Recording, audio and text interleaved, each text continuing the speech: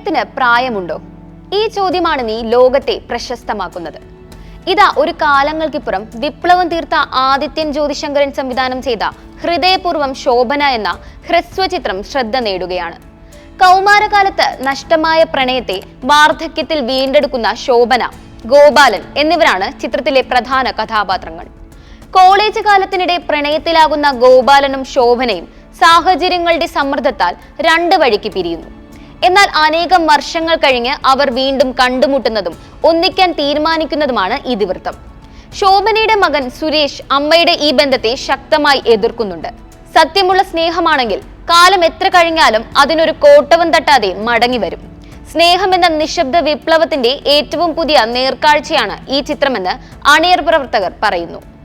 ശോഭന കോടിയേരി, ബാലചന്ദ്രൻ പറങ്ങോടത്ത്, ബാലൻ C Nair എന്നിവരാണ് ചിത്രത്തിലെ കഥാപാത്രങ്ങളെ അവതരിപ്പിച്ചിരിക്കുന്നത്.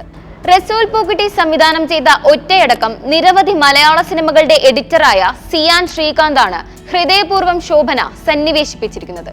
ഹൃദയം നിലയ്ക്കും വരെ പ്രണയം അത് ഈ ലോകത്തിൽ ജീവിക്കുക തന്നെ ചെയ്യുമെന്ന് ഒരിക്കൽ കൂടി പറയുകയാണ് ഈ ചിത്രം.